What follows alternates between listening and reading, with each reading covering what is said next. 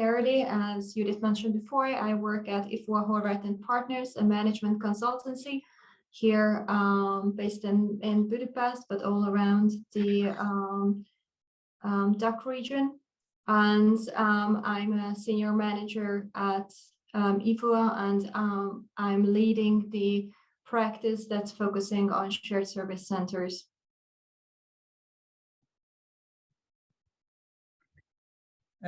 Peter. Thank you. Hello, everyone. I'm Peter Németh, and I'm working as an assistant professor at the University of Pécs, and also I'm the head of the Consumer Research Lab here at the university, the Faculty of Business and Economics. I teach some market research related courses on the Hungarian and the English program of our faculty, and also I deal with the everydays here at the Consumer Research Lab. We are focusing on innovative market research techniques like eye tracking, but we are really glad to cooperate with ABSL and Horvath IFOA in this research. Yeah, that's all from my side. Thank you very much. István? Yeah, finally, István Láng. Actually, you did just, you said everything what I wanted to share. So currently I'm leading ABSL, but at the same time, I'm representing one of the centers here in Budapest, Eton, and sharing my experience from a center perspective. Thank you. And one more word about myself. I have been working in the shared service sector for more than 25 years. And I am a very devoted supporter of this sector. Now I'm running a niche consulting firm.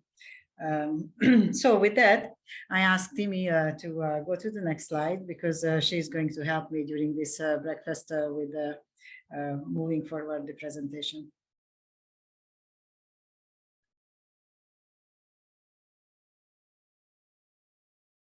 And the next slide, because this we talked about.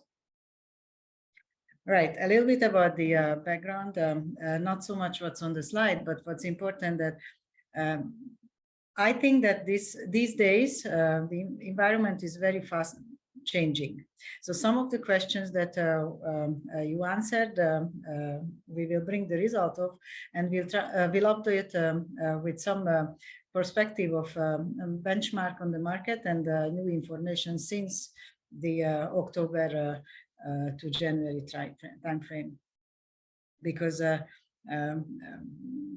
these are dynamic moves of the market. Next. So the result. Yes, the first topic in this survey was about the exchange rate, and the question to you was, how do you see how the exchange rate affected the operation in the service center? And interestingly enough, higher rate was positively impacted in terms of course percentage than negatively, but still a relatively high percentage said that the the exchange rate negatively impacted the operation. So my first question to Peter: how do you see these exchange rate, not the move, but the actions resulted by the exchange rate moves on the various markets? You know, just to understand my role here, we conducted desk research related to the topics that we are going to talk about, and in some cases I just bring some general you know, results from other market research firms research. So actually in this topic what we can see that of course Generally, people are really afraid of everything nowadays, like the rising prices that we are going to talk about, and some other related topics. About the exchange rate, we can see actually from the news that there are some service providers, also those kind of service providers that are providing their services to the consumers. So not B2B transactions. Also in B2C transactions, we can see that in Hungary, where we use forints, there are some service providers that show their prices in euros because, you know, it's more stable from this point of view.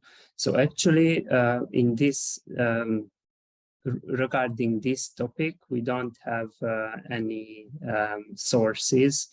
More like you know, some news about it. Also, it's quite common nowadays that renting an apartment is especially in Budapest is not in forints, it's more like in euros.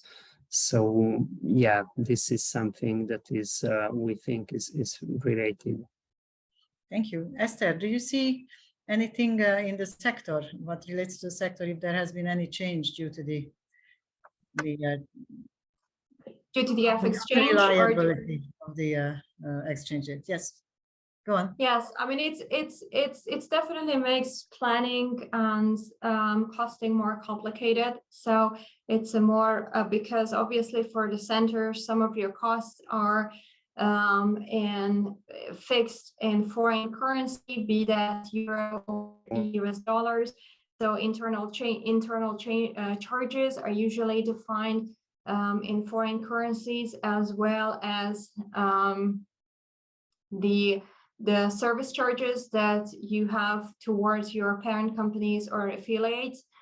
So that's definitely something that is changing, while your other expenses and costs, especially related to salaries, are in local currency. So that makes it very difficult for each centers going forward to really balance the two out. So we will see as well as we go along with the study that different centers use different measures to counteract this effect. So that's definitely something. I also agree with Peter that I think what we're going to see going forward is that a lot of people will try to take measures by setting the cost as much as they can in foreign currency, especially the ones that they use internally. So depending on whether we are talking about a European company, and that's mostly deals with euro, or be that an American company which deals with US dollars, which in sense, I mean, even the two had a lot of movements in the past couple of months between each other. So that's also something to consider going forward. But you know, in terms of the facility costs and rent for companies, that's always been in euro or in dollars in the past, mostly in euro in Hungary. And I think that we will see that other providers will start to charge in euro as well. And that will be something that the centers will be actually looking for, because it creates a type of stability and planability that they're seek. Mm-hmm. István, anything to add? How did you? Yeah, not too much, because as Esther just explained my example, what I have, and I believe many of us, even on this call, just if you think about that, how does that work? So we are using USD as a currency between the mother company and across the multinational company, but at the same time, because suppliers is a mix, really local ones, the local currency is used, and there is a already a kind of gain, and also there are some where we were also using big ones with big suppliers, USD and Euro, and yes, what we've seen, we managed to make a pretty big cost saving with that, and that's a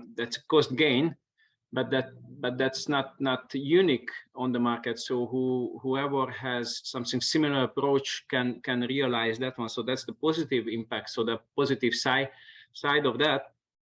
On the other hand, the FX rate, the change on an employee side, though, it's more complicated, and in order to make sure we can manage the operations all in all, to on one hand to remain as a good investment location, Hungary to remain a good location to invest, and the investment is at a better stage than it was before due to this this change.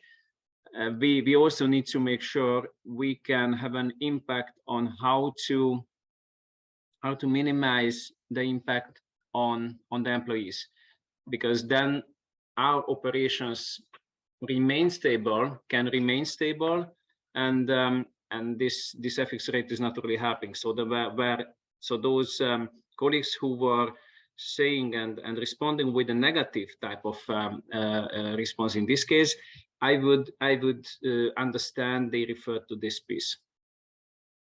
Okay. Thank you. Now, the next topic was related to the payment freeze on the government contracts. That was meant to be a short-term measure, and to our understanding, it was resolved because it ended at the end of October. But here two questions would come into my mind. One, whether anybody is afraid of this becoming a returning event, and also the other, if that has any impact or had any impact on this sector, which one would think is unlikely. And I would start here with Esther, because I know she has some interesting things to share. Yes, absolutely. So regarding the governmental contracts, so I think there's a very few shared service centers who provide regular services to governmental bodies or any publicly owned companies. So the freeze itself that happened during autumn last year, as you can see from the results, did not have a huge impact on the sector, and I think that's understandable. However, I think there's another aspect to this as well. We all hear that our government or the government will have a cash flow problem going forward in 2023. Also, the budget gap is going to be larger than in the past years. So that's ultimately and naturally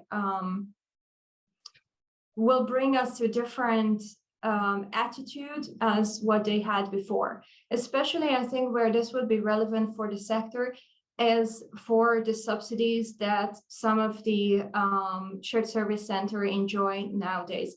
Be that if they still in the progress of receiving one because they are just establishing their center in Hungary, or they're expanding tremendously and they seek a government subsidy or grant to do that, or they currently in the project phase where they receiving subsidies, or they just finished with the project.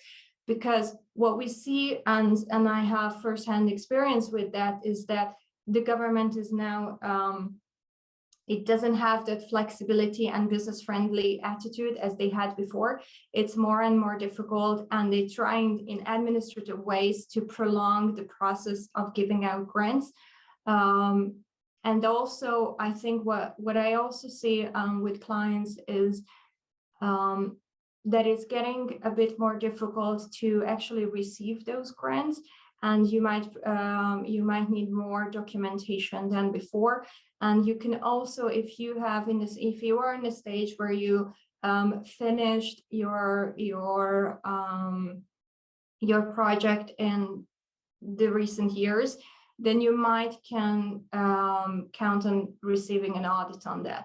So I would say that this is a real possibility that might not be so apparent in the past, but I think the possibility of receiving an audit or having more difficulties receiving actual payouts for the grants is just got a bit higher. I'm not saying that they won't be payouts or that will be issues, but I think it's just going to be a bit more difficult than what we experienced in the past. Thank you. And from the cash now, I would like to move on to the next topic. Thank you. Actually, this is the expectation that most of you saw the forint to weaken or stagnate in 2023, which means that there was a pessimistic outlook in your mind. Relative to that, the current situation is better. So we are now under 400 in the euro, and dollar is even lower. So I think that the future is not that gray or black, if you wish. So can you move forward? Because I want to move from the cash to the one more. Because from the cash, I would like to move forward to the environment, the political environment. There were three topics here that we were monitoring: the sanctions on Russia, the war in Ukraine, and the relationship with the EU. How do you see how that affects your operation? And actually, if you look at the impact, the lowest impact was the FX and the cash we talked about. The second block was that already had a higher impact, but not the most impact, was those three topics. And as expected, this is mostly negative impact. There were only two centers benefiting, probably because being able to hire easier. So the question here is, how are you planning to cope with this ongoing challenge? Because it's not expected to disappear anytime soon. Is there any best practice to share with the others? And here I address the question to István. Yeah, so for this one, the sanctions, the first one actually are related to the second one, and actually so all three comes together.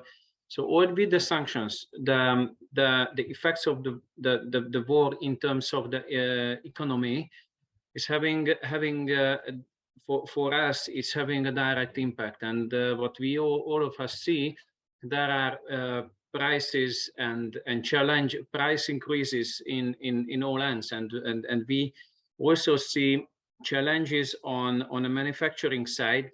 So and again, this is not unique and really difficult to maintain and and make sure the long-term relationship and the good suppliers are kept, and the expectations towards those suppliers to deliver on time, and also ourselves, we deliver on time, is even more difficult than it was before.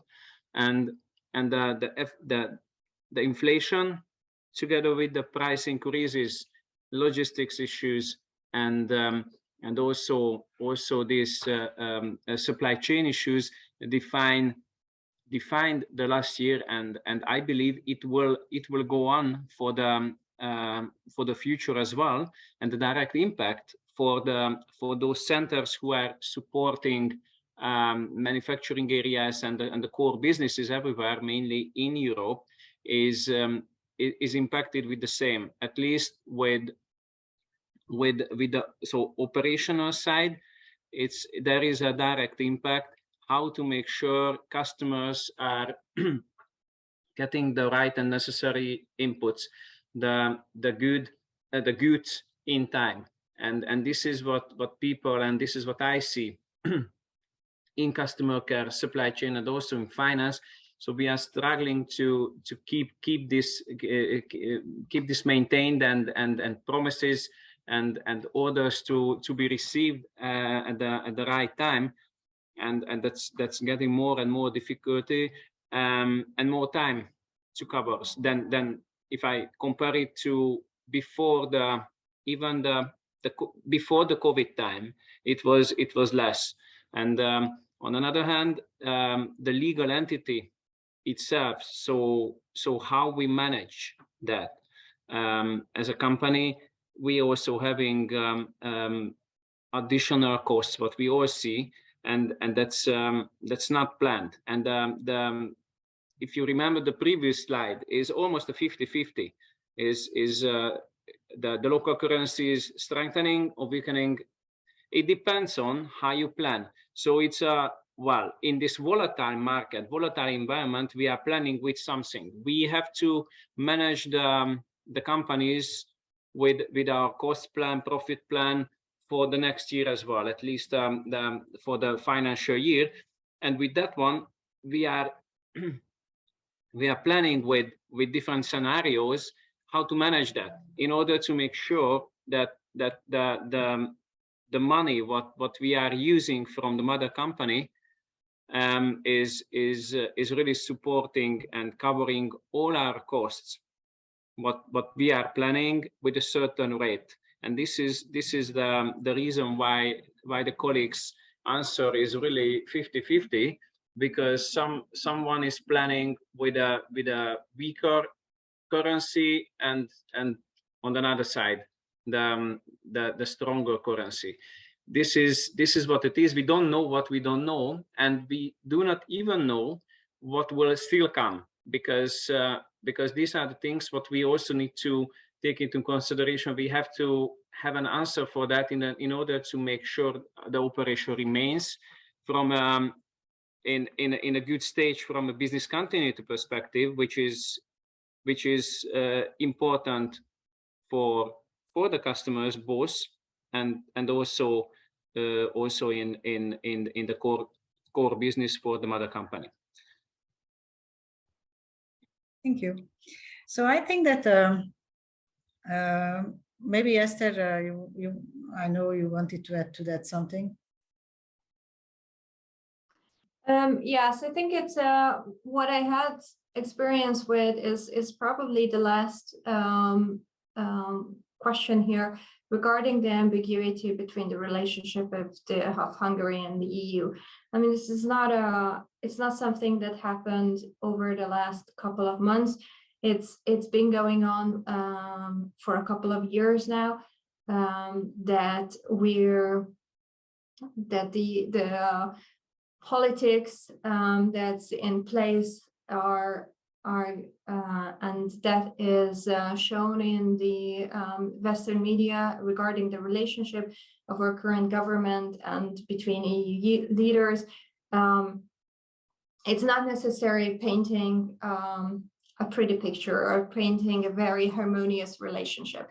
And this is something that I think comes into place when we talk about sector, when we talk about the shared service sector, is that the investment in Hungary and having a center here where the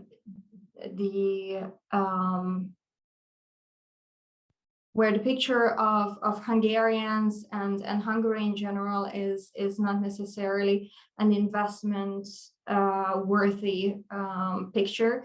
It's just getting, I think it's difficult, and it's raising a couple of questions on the parent company's side on why invest in Hungary, or why invest more in Hungary, or why choose a location. I think this is something that that center workers need to overcome, especially when they're starting new transitions where you might face some prejudice as a Hungarian going into other locations and working with others. My personal experience is these usually can easily be overcome by personal relationships, and these usually can change quite quickly once, you know, people get to know each other. And then the end of the day, you know, it is our personal business relationships. So you might have some prejudice going into a relationship or meeting a person for the first time, but usually once you get to know them, you get to see that, you know, those biases might be wrong. And I think that's the case, but I'm just wanted to highlight that I think these questions regarding whether we should invest in Hungary more, or whether it's a good place for a center, these might come up more frequently nowadays than they did in the past. And I think that's something which this survey also shows. I think that because this is the first question that is clearly below average as the responses, I think that ABSL may be a platform for you to share best practices of how do you cope with this, depending on whether you have a need. I think that we would be open to listen, and if there is an interest on creating a platform of sharing how do you cope with this, which I assume you all do, then I think please let us know, and then we will come back to you. Timmy, can we go to the next slide, because now we are at the highest rating of the headaches of the center heads. One is about the energy prices, and the other is the inflation that affected the operation the most. So that's your biggest challenge that you have to do every day with. I think that this is a trend that everybody is facing. So maybe if I ask Peter to share those benchmarks that he talked about, the desk research, as he calls it. So what do you see, Peter? Yeah, actually, I think everyone can see that we are living in a world now where we have quite a lot of crises in the same time. Talking about the war that we have, the rising energy prices, the inflation, or even the coronavirus. So actually, these are those kind of phenomena that, of course, have effect on everyone. And also, that's why there are research firms that dealing with these topics quite a lot nowadays. One of them is Ipsos. They actually conducted research in 28 different countries on the globe. It was about the worries, the concerns, what worries the people around the world. And actually, maybe it's not a really huge surprise that inflation is one of the biggest challenge nowadays for even the consumers. Also, there's another firm called McKinsey & Company. They conducted a research, and they found that in Europe, not just inflation, but rising energy prices. So the top two concerns are rising energy prices and inflation. What companies can do in this kind of situation? Actually, we found a really good article about this. It was a portal dealing with economical issues, and they said that there are actually 3 outcomes what a company can do with a huge price increase. The first one is that they pass on the rising costs to the customers if they can, of course.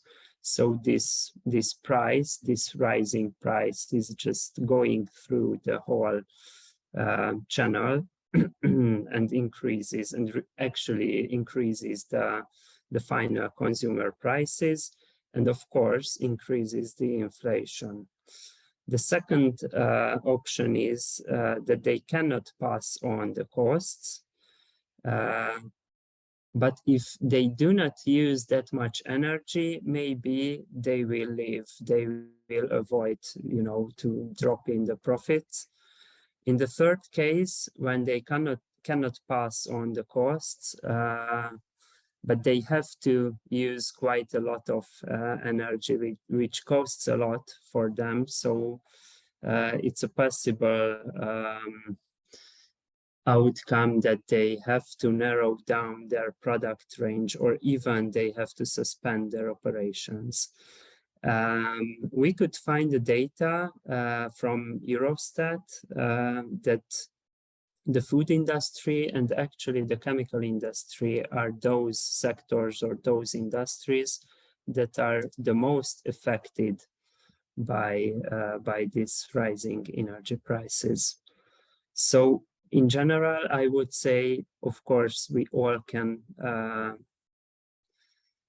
see that that we have quite a lot of problems, not just on the company level, also on the consumers level. And as far as I can see, consumers are actually frozen. I mean, they don't really know what to expect. They don't really know what will happen.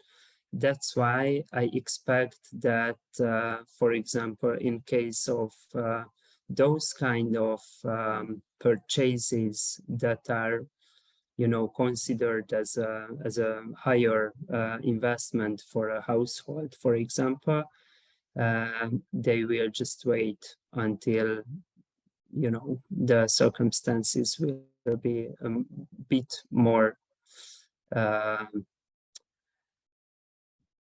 how to say, so when they can better see what to expect from the future. So yeah, that's all that we could found about these topics. Mm-hmm. Thank you. When we talk about rising energy prices and inflation, then obviously there are cost-cutting measures that we are going to talk about later. And then there is the other option that we can do is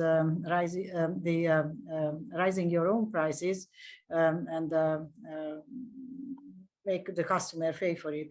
I would like to ask Esther and István, what do you see as a trend? Are you putting these extra costs on the client or not? If I can start, so for us it's kind of mix. So on one hand, with the prices, so some of these increased parts definitely should be part and built in. But the question is, at least what here we experience is that, is there a certain level of top line sales that can cover the volume with the expected and complete the forecast what was planned for the sales, and also for the revenue piece, and also for the margin. And then if not, due to the volatile market and or the demand drop, which is actually happening today, there is always an impact, and the key and very straightforward measure to follow. If we cannot have an impact or even more impact on a top line sales, then the bottom line cost should be where we may have an impact, and that's valid for the different businesses and sites.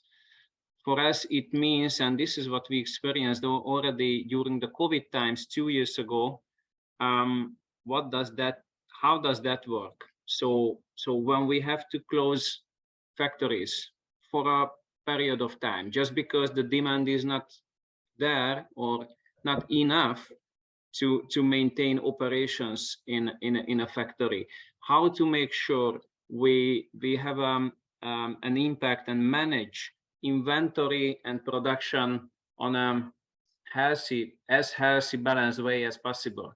This is also having an impact, and ultimately with coming to the centers and those business service areas in the sector who are providing those services to the parent company, that's also a challenge. And most of them we are cost centers, pure cost centers. So the BPOs are a bit different, but for those who are providing these services in a model as a cost center, then yes, the challenge is there, where you can cut, where you can make different and higher cost savings. And is not about restructuring within the shared services, restructuring the processes, and what I see, we are still growing. I mean, the cost saving measures, one part is SG&A and remains, even though it's not so big than it was a couple of years ago. But even today, SG&A remains a way to maintain business and create jobs and put it to a, let's say, not lowest but lower cost location, making sure the service is good, and this cost quality balance, what I always talk about, still remains, and still a good investment area to continue. And just looking at our own company, this still exists, and a lot of open positions, and most of these open positions are either transfer positions. It means that transitioned from a high cost location to here, what happened in the past and it still continues, or directly opened here in Budapest or within the region actually. And it's not only Budapest, but also the competition in Czech Republic, Poland is a big one, Romania, depending on skill set, languages, experience, whatever. But this still something what we can work with and have overall cost impact at the regional level. And at the same time, we also have some own cost measures and challenges locally, what we have to manage. And well, since COVID, again, the flexible work environment is something what we can leverage on a longer run, and this is what we do. And if you just look at the office side and the locations, do we all use exactly the same location size wise what we were using in the past? Probably we also have the same size what we had, but do we really use them? So this is also an area where we can have a huge cost saving opportunity. Just one example. I stop right now. Okay, so with other words, you see more cost-related actions than because you are a cost center, then passing it on to the client. Is there any other trend? Do you see any other or different actions taken by the sector members, or are they all? No, I think the majority is what István mentioned. So I think the cost pressure is now even greater, but it also gives opportunities for shared service centers to grow. I mean, as István said, we're still a lower cost locations than Western Europe or the Americas. So that's still ongoing. What I see is most companies are still growing. Yes, they are under pressure to reduce costs or maintain costs while growing. But that's always been the case. It's always been for different reasons. I mean, in 2 years ago, shared service centers were growing because of home office and COVID. Everybody realized that this is a viable solution even for roles and positions and tasks that they didn't consider shared services before. Now it's because of cost reasons. So there's always a reason for them to grow, which is great to see in the sector. Also, I think the energy prices and inflation will put even greater pressure on companies that don't have shared services yet to start thinking about it. I mean, they will be quite latecomers, but that's also what we see in the Western European markets. Our colleagues are now getting more and more calls regarding shared services. So that's a topic that's coming up as a potential cost-saving solution. And also, I think inflation is very relevant for us here in Hungary. And the key topic that I think we also, and that we will also cover, is the pressure on salaries. Yeah. That I think is on what probably on top of the list on everybody's mind right now, is how to cope with that, how to keep the people, how to keep them happy in the current solution, because like everybody needs to take action for that. We all see, I mean, the centers who don't will fall behind, and and we already see some movements on the market. So that's definitely something to keep an eye on. Thank you. Before we would go to the biggest headache of everybody, Timi, can you go to the next slide?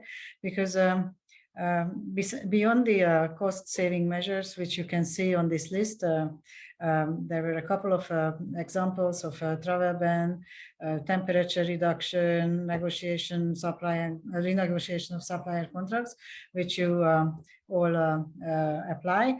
There were some companies that also decided to increase or invest for the long term. So I would cluster these measures that you can see as a result on the slide as short-term and long-term actions. And I see there some investments as well on the short term in order to gain on the long term. And I was again, I would turn to Peter to tell us what the desk research shows in that area as well. Yeah, thank you very much. Of course, everyone tries to, somehow cut the costs, because it's really what we mentioned already, that the costs are really increasing. We just looked around in different sectors, and actually we found that there are quite several different types of actions what companies try to do in order to save some of these kind of costs. One is retailing, the FMCG sector, where we can see that to reduce the energy costs is really important, because they use a lot. And as an example, or as examples, I would say, in case of retail chains that are exist here in Hungary, they try to, for example, reuse the waste heat that they have, or reduce the temperature of the sales area. We found that they try to use those kind of refrigerators that can be better used by the shoppers who enter the stores. Also, they try to invest in lighting to change, the old type lighting to, for example, these LED lightings. And in some cases, we could find that they reduce the opening hours, so they don't have to use, for example, the lighting or the heating for that long time. Also, another example, sorry? No, nothing. So another example, what I think is quite well known, it's the Hungarian Post, that closed quite a lot of post offices because they try to save money in this way. And also we could find some examples, some articles about how car manufacturers try to cut the costs. Actually, since they have problems with the procurement of the chips, I think it's something like since the COVID time, but we still have this problem. More and more car manufacturing companies say that they try to reduce the production and try to, produce those kind of cars that brings more profit for them. So that's why the smaller sized cars are not the priority nowadays. I think everyone can see who tries to buy a new car that it's not that easy nowadays than even 4 or 5 years ago. So basically, I think we can see short-term, actions like shortening the opening hours and closing post offices and these kind of actions. But also we can see some longer-term actions like these investments in the lighting of the sales area. That's all what we could find in the desk research from this topic. Thank you.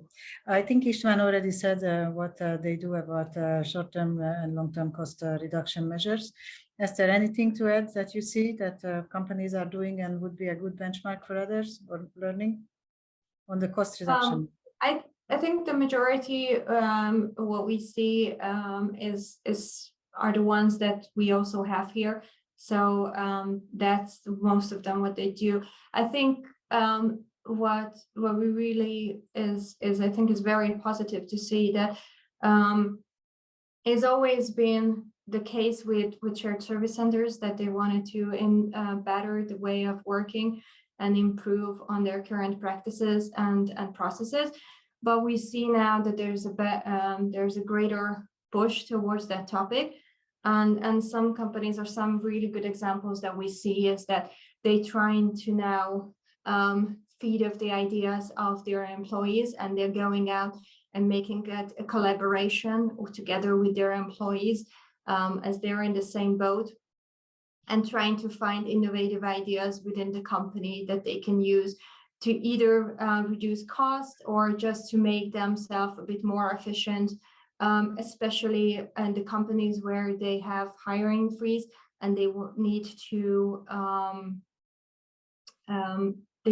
do the same level or amount of work with reduced numbers, or growing amount of work with the same number of people. So that's always a good opportunity, I guess, to again review the processes, review their current way of working, and reach out to their employees for some ideas, because usually that's they know the most. They work on it on a day-to-day basis, and sometimes these ideas are just overlooked.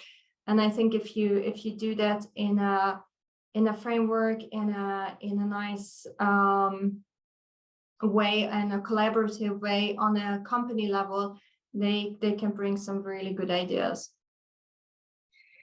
And with that, I would like to move on to the specific actions that relate to the pressure on the salary. And I also would like to take the opportunity to ask again the audience that you should feel free to either raise your hand and join the conversation, or send us questions in the chat box that I see none of yet. And we would like to make this session interactive. I know that this is a headache for everyone, so let's just jump in. And let's start with HR related. How do you see, Esther, for the companies, what do they do to reduce the pressure on the salaries? I mean, not reduce the pressure, but there is a high pressure to increase the salaries. How do the companies cope with it?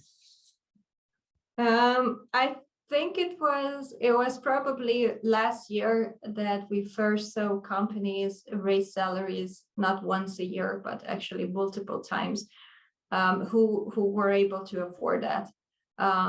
So I think that was definitely a practice that we haven't seen in the past, but last year was a special year from that perspective, and some companies were just under a lot of pressure to do so. So I think that was something that that was new.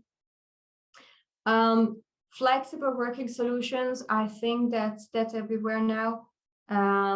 What we see is I've seen contracts now, employee contracts, where they get full flexibility. I mean, that's, I think, if not a standard, but it's more and more common to offer full flexibility and only ask people to come into the office if very necessary, maybe once a month or so. So we see shared service centers now open to hire employees who live on the countryside and might not come into the office, not even on a weekly basis, but on a monthly basis. So that's something that's more common now, and just opens up the pool of talent, not just necessarily focusing only on Budapest, but other parts of the country as well. I think this is also driven by obviously the scarcity of talent, but it's also a good way of I think coping with that. So that's definitely some welcome changes. Also, I think there's a lot of movements on the market because of the increased pressure on salaries. Companies trying to outbid each other, and what we see, and I think this is also something that we haven't seen in that amount in the past, is that employees are using the chance to negotiate higher salaries by going through a hiring process at some other company, receiving an offer, and then using that offer to negotiate higher salaries at their current employer. So that's also something that we see more of. So those are the things that are, I think, all coming from the core issue, which is inflation, and hence the pressure on salaries. Mm-hmm. If I look at these results on the slide, I can block it into three groups. One that would be a temporary financial action or measure, another one that would be long-term measure, and the third one that would be engagement increase related measure. As it was possible for the companies to give multiple answers, I would like to ask you, Esther, what do you see on the market? What's more prevalent, the temporary, so that companies think they go back to normal, in quote unquote, or is it more the permanent increase of the pays? What do you see? It really depends. Everybody goes around it in a different way. I think it depends on the maturity of the shared service center, on the policies of the parent company and the culture there. I mean, we've seen there are companies, I mean, and these are also greatly influenced by the parent company. So some parent company understands the need, and then it understands the pressure. But bear in mind that this level of inflation is affecting mostly the region, and especially Hungary. So Hungary is still a higher inflation than regional countries, even though it's still like quite high if you take a look at Czech Republic or Poland or Romania. But still, Hungary is in a bit worse position. While Western Europe is not necessarily, they have higher inflation than usual as well, but not as big. So it's always a difficult conversation to have with your parent company that you need to increase salaries to keep up with the market. So some manage it better than others, and it all depends on what you get allowance to and what is your and we got a question in the meantime, which I will get to in a second. Just finish my sentence here. So what we've seen, it always depends. I think what companies rightly start with is the one-time offs. So as would I mean, those can be immediate solutions and they don't have a long-term impact. It's easier to negotiate. Let's see if that will be enough. I think that, you know, everybody will need to find out on their own if those are enough, or what will be enough to keep the talent that they have already, and to attract more, because that's the other thing I think to keep in mind is that you want to keep, if you don't want to have a disparity within your labor force in terms of salaries. So if the salaries that you're paying for your current employees don't match up with the ones that you're offering to your new employees, that can create a great divide within the firm. And that's something that to always avoid. So I think that's the other thing to keep in mind here. And now let's see the question that we have. Could you please elaborate on the magnitude of the increased movement of labor that you can see? How do you see this demonstrated? How significant is the change versus prior levels? You mean the movement of people, like, so how many are they leaving and how many of Hi Esther, yes, this is Tamás. That's exactly what the question is aiming at. Like if you look at fluctuation, you know, we always said that if you're below 20% in this industry, then you're doing great. I think that still applies. We definitely see more. I don't have exact numbers. I know those 5-6 companies that I work with and that I hear things from. So I definitely, I'm not a research company, so I wouldn't be able to give you like hard data on this. It's more of a feeling. I don't see this necessarily that the movement itself changed much. I know that some companies were unable to follow what we just discussed regarding the salaries. They were unable to get allowance of increasing salaries significantly, or at least at the level that it would be needed by the market. So those companies definitely see a lot of movement and exodus. And those obviously will be a target, because these are like news flies really fast on this market, as I've seen. So and especially at headhunters and recruitment companies. So recruitment companies always are ahead of these games, and the best ones know where to attract talent from. So we definitely see a couple of those players who might be in trouble due to that. But in general, I think people, as Peter said before, I mean, consumers, they're a bit afraid. So they like to stick to their own places, but they definitely use opportunities to increase their negotiation power, and they increase their salaries if they can, rightly so. István, what is your personal experience? If I may add one thing, but I agree, but at the same time, so you see here the menu, right? So flexible work solutions, salary increase, team building, whatever, everything. This is built up based on the company culture and your value proposition. So the employer's value proposition, what we create for the different companies. Many of us are pretty similar. Some of us are different, but all in all, we build our own menu based on our own value proposition, which we would like to use to keep the talents, not only the talents, keep the workforce as much as possible, while we are also checking where the median is, and I see Petra here. Probably you could add some more things at this point as well, but we all would like to use these options to move it up and compensating the increase, compensating the inflation and this pressure. So just to reduce this pressure, and some of us, and it's very different.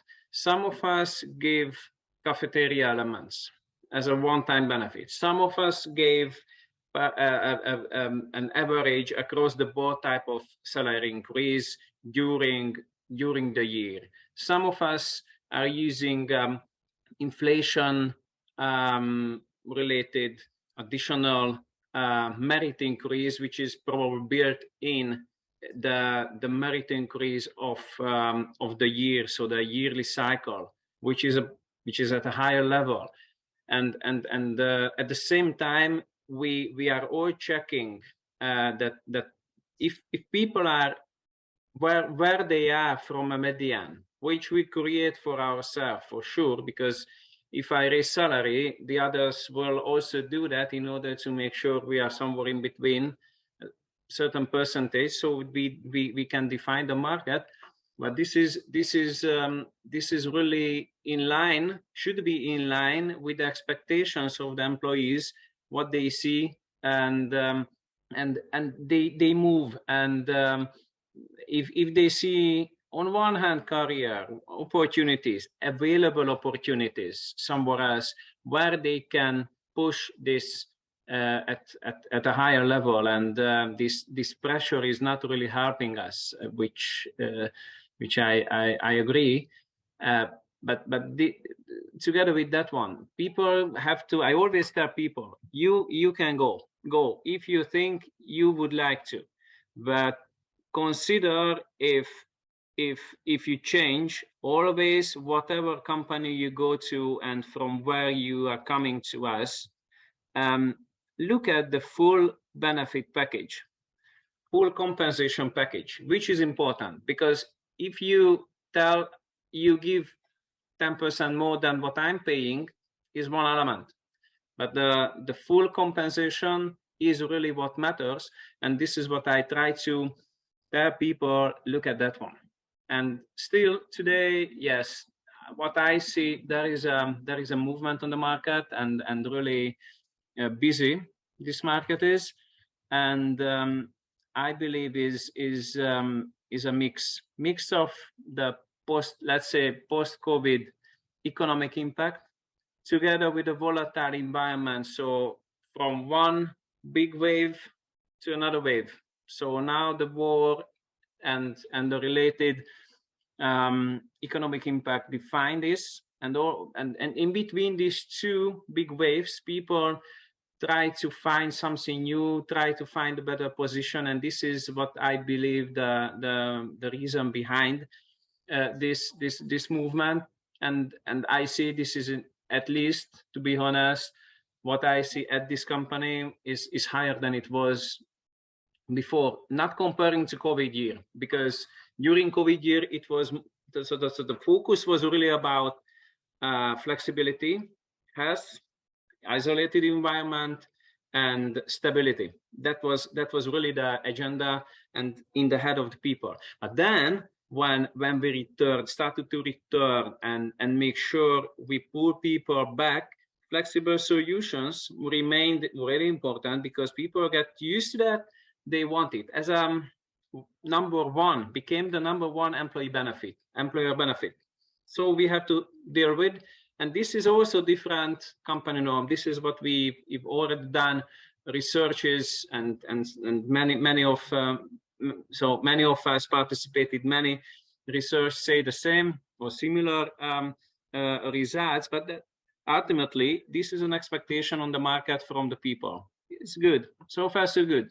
But at the same time, if they come back and they see the opportunities are opening up, this is what I believe they are utilizing now. Actually, sorry, Esther. Just one more thought that actually I have some data to support what István said. That the proportion of people who worked remotely in the pre-COVID time, it was something around 2 and 3% in Hungary. In the COVID times, it was almost 20%, and nowadays it's not that high, but much higher than before. It's around 8 and 9%. It was the percentage from last summer, so from 2022. But just one more thing to add, that we can see that actually the respondents, most of the respondents indicated that they give or they try to compensate this salary pressure with flexible working solutions. I'm just wondering if it's not just a label. I mean, it's already there because of COVID, right? I mean, we are more flexible than before. So isn't it just like a label that, okay, we can say that it's some kind of compensation, even if it's already there? Well, I think it is and it isn't, because depending on whether you pay compensation for the cost increase at home for the employee, if you don't, then it's a cost cut measure for the company, but it increases the cost of the employee and the salary expectation as well. If you do compensate for that, then it's obviously a method that we have used and is working, etc. The question is it sustainable, and will there be, after largely using this home office all over the sector, will that have a long-term impact of why do we have a shared service center if people can work from home? Yeah, I think that these are the dynamics that interact to each other, and I open up the discussion towards the panel members to share their opinion. What do they think? Because over 50% of the offices or centers offer home office today as a sort of financial compensation measure towards the employees. And yes, it's good, but it also increases their cost. So is it sustainable?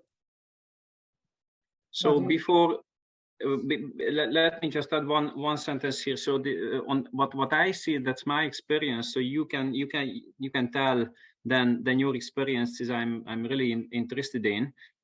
What I see, this is with or without the compensation of the home office is anyway a base expectation from the employees. So that's really the key here, and it comes up already during the interviews. And the question is not if you are giving that, providing that or not. The question is how much, how many days you give. This is really the question, and not really coming up the question, are you compensating or not yet?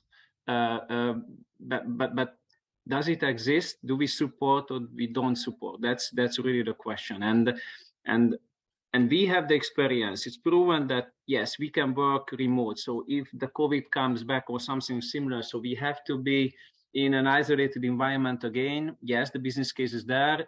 Business continuity can go on because we tested that works, at least in this kind of environment, definitely. From one day to another, 100% it could be okay, or close to 100%. And the question is that if we, what Judy just mentioned, if we go on and start utilizing this and pushing this more, even though we are paying for that for the employees, but the question is really about if we push it really to that direction, these activities, even the higher value add and knowledge intense work and activities can be done remotely, and fully remote work is really the first step towards the question from the parent company. Now, if this can be done fully remote, then it could be done from anywhere. So why? So we need to somehow understand and prove the existence of the centers and those centralized business service activities, what we currently put together and create companies to be in the CE region currently, and then there will be a question of the investment side as well. Do we grow further? Shall we go further? Or if yes, then where? Is it something what I created a shared service center in Budapest 7 years ago? Fine. Now we are utilizing 1/3 of the full site. People are able to work effectively remotely. Good. Then what if the cost saving measures go to that direction? What if I give back? So extreme. We've seen, so it was on the market in some instances, mainly IT companies, this what they did. But just think about that. What if we give, and some of the companies give full flexibility, 100%. The office exists. People can come in for a let's say silent environment if they cannot work from home that much for a call or even for team building. So it still exists, is more of a socializing area, but not needed. So when it comes to the cost, then it will be challenged at some point. So I'm really interested in your view for this question. I think it's to be seen yet. So what you mentioned before is, I also see that. So there's more and more people who are working fully from home, and I think when the respondents chose flexible working solutions, that's one reason. But flexibility is not just about where you work from; it's also about when you work. So that's the other thing that I see is companies giving full flexibility on when you're working, because maybe you're a parent and you need you need to leave at 3 o'clock, but you're logging in again at 8 p.m. or that you have a regular engagement during the day that you don't want to miss. So this is also, I think, is flexibility that some employees need and seek, and this is all part of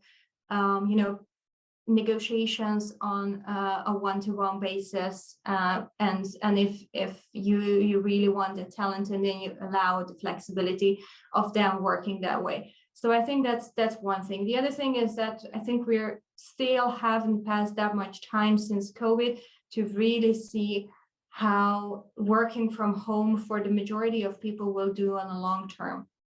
So I think it definitely took a toll on some people during COVID when we were all forced to work this way.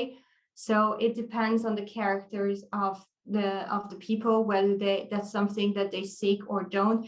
I don't necessarily think that the majority of people will actually not like to come back to the office.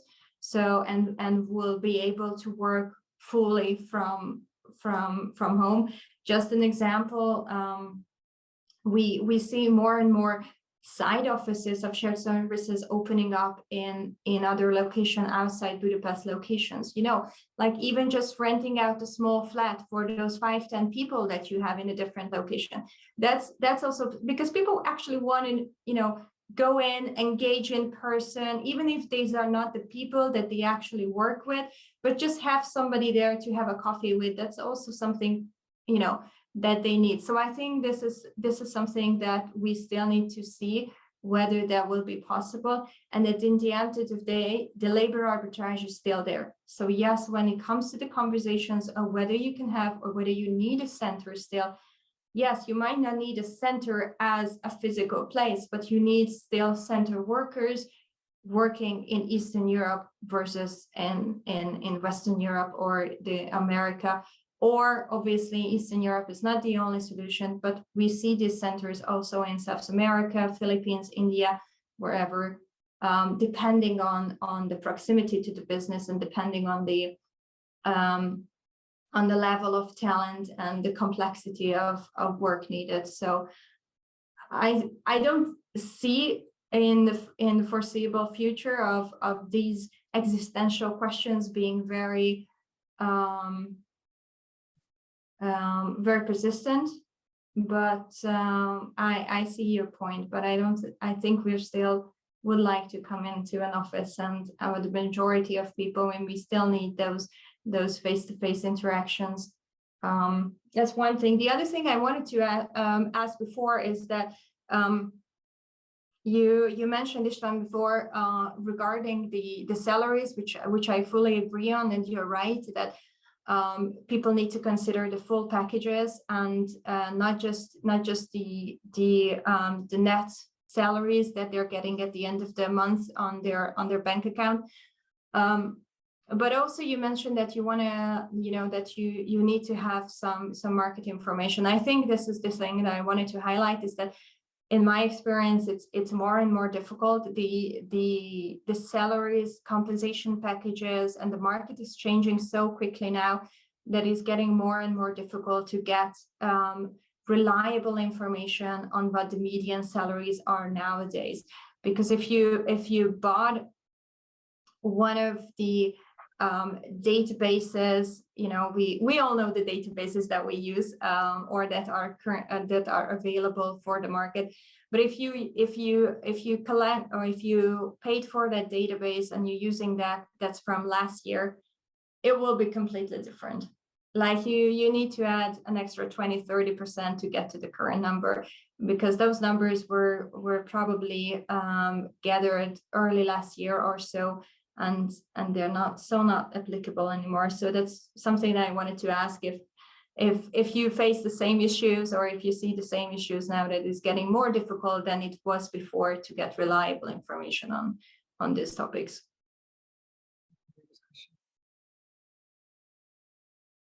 Is a question for me or to the? Yes. Yes, No, no, it's I guess it's for you. Well, I have same. So that's yeah. It's even more difficult than it was before. So yes, this is what we all have to cope with. And well, actually, I see Marcus said the same. Yes. If I just see that right, yeah. This is true. We have these challenges. Even more, and the reason why it's changed, so the market and the circumstances are changing so quickly, and the bigger the company is, the more difficult and slower to react, and that's actually the experience, and it's not really happening. It's not really happening. Marcus, I invite you to add to this topic what your experience is. Well, not much more. So the challenge is, as you all know, we are hiring currently, and it's really difficult to understand what is the right salary.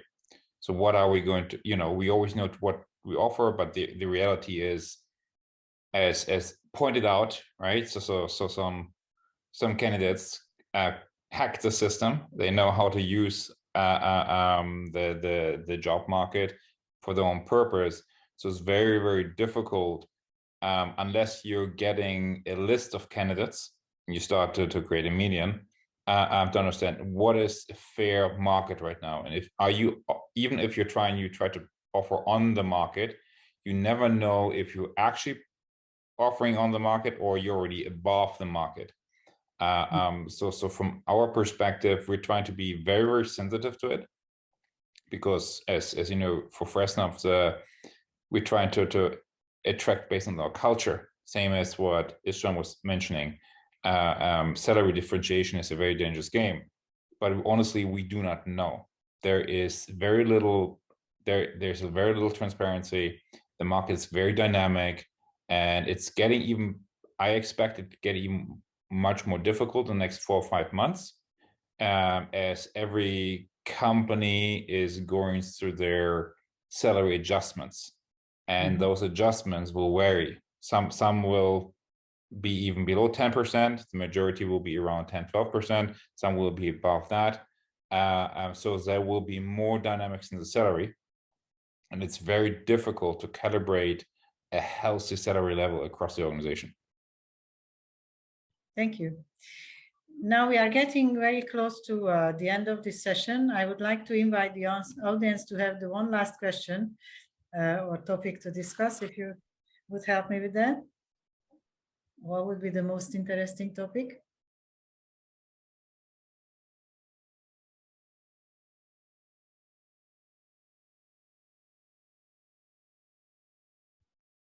And also thank you, Tomasz, for asking the first question. Really brave of you. Thank you very much. Yes. Okay. You're welcome. Thank you. If there is no if there is no additional question, then I go to the last slide and topic. And I would like to leave this with you in your mind that actually, if I look at the result of your answers, 65% of the responding companies think that they have an above average risk to move out the operation from Hungary, and only 20% sees this to be, sorry, so 65 thinks that above average is the risk, and 20 is a think that the risk is that is moving out the company. So operation is risk or moving out is risk. Operation is 65%, moving out is only 20. I would like to ask you yourself, how come? What's your challenge other than the labor? Is this because there is no more need for center? Is this because people can work from home? Is this because you can't get the labor? That's a topic that you probably need to have an answer for. But the last thought I would like to give to Esther, because I know she has data about this headquarter directly managing no center is needed trend. Yeah, so I think what I just explained before. So I think centers will still be needed, but operational risk is there. So salaries is a risk that fuels the movement on the market, that fuels the level of talent. And also coming back from the COVID years, we see more and more value add work getting transitioned into shared service center. And hence you need to hire talent that you probably didn't need to in the past, especially in some functions like IT, I think, which is a critical one, but other functions as well. And what I see now, is what I'm anticipating on this level, is that being close to the center will not be necessarily a requirement in the future. So we had a question regarding that, whether respondents see a trend already where you hire through staffing agencies in other locations, meaning other countries outside of the country of your center. So in our case, outside of Hungary. And I don't necessarily see that phenomenon yet, but what I see is that companies are actually trying to hire people from anywhere where they exist. So anywhere where they have a legal entity and are able to do it in a proper way in terms of employment, employer law and tax reasons. But if they have a legal entity, a retail entity, or a production side in the region in other countries, they might hire somebody who has their employer contract with that legal entity in that country, but working fully for the center and being an employee of the center. And from an organizational perspective, they belong to the shared service center. This is inevitable, and I think this is something that will grow. I don't see this, and that's definitely not at this stage. I think we are still early with that business model. But I anticipate this phenomenon to grow in terms of numbers. But will that be the end of shared service center, or if that will be the future business model of a service center? I don't think it will happen in the next couple of years, no. And if Timmy would move one slide, then we will see that the center heads don't see this to be a risk either. But I think we lost Timmy. Okay. One more, please.